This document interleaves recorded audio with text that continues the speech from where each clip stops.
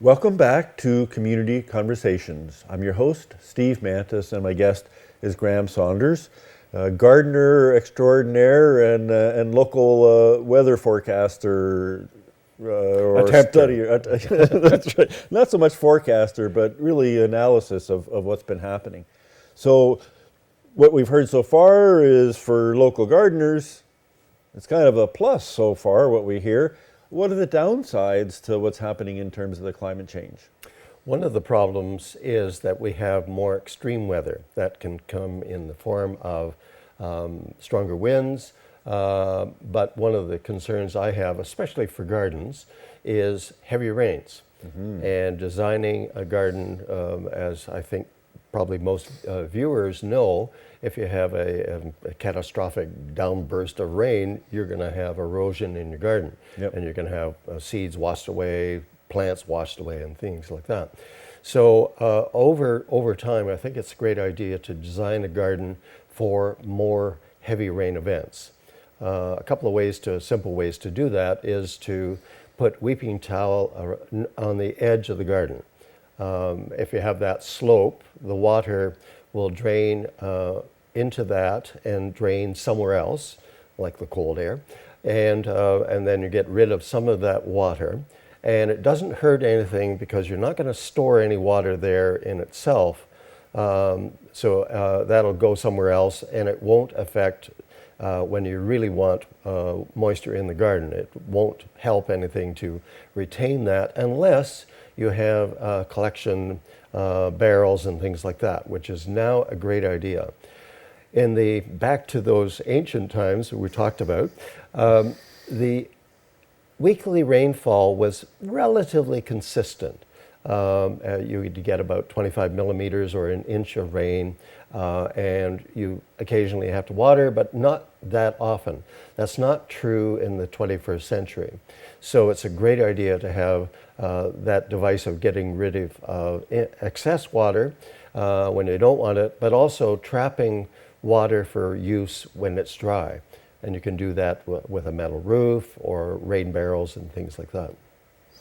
So Graham, you know, as we talk about the changes in weather and how it affects growing and not only our gardens, but the environment around us, you're also the president, I believe, of Environorth.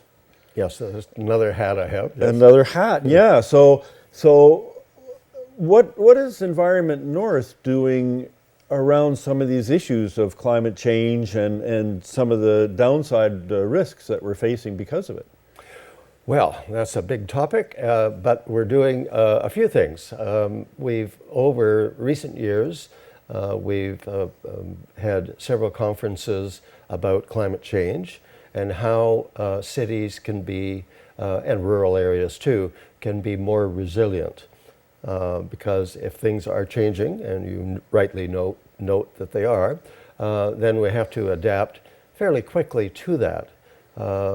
So Environorth has done a few conferences. We have another one planned for early next year on sustainability. That's a fairly broad topic, but we'll narrow it to, again, that focus of how do you get communities better protected than they are now. Well, I remember coming to one of those conferences and bringing a couple of my grandkids some years ago. And do you reach out to the young people? Where are they at? They're our future, eh? I don't know how many years we've got left, but it's the young people that are going to be really dealing with these challenges. That's right, and that's part of the motivation for this coming conference next year, is because our last series of conferences was about 4 to 6 or 7 years ago, and the demographic has changed. Those folks, we hope they're gardening, they're doing productive things, but the next stage is the next, I shouldn't say crop of kiddos, but basically that's it. So it's important to have this new and important information going into the younger people. So the the conference coming up, do you have something available like on the web yet, or how No, can people find out more information about? We're still hunting down money to do it. So no, we don't have anything beyond what I just talked about.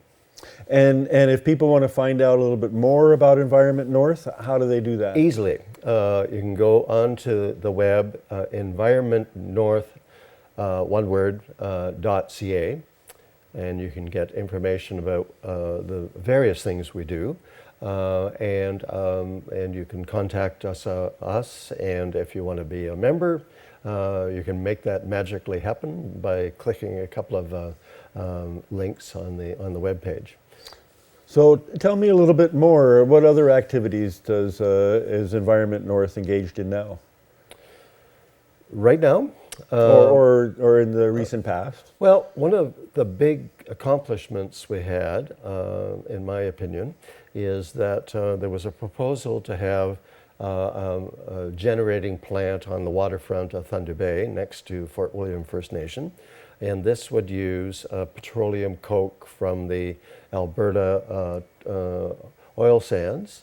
And Environment North took the initiative and said, this is irresponsible.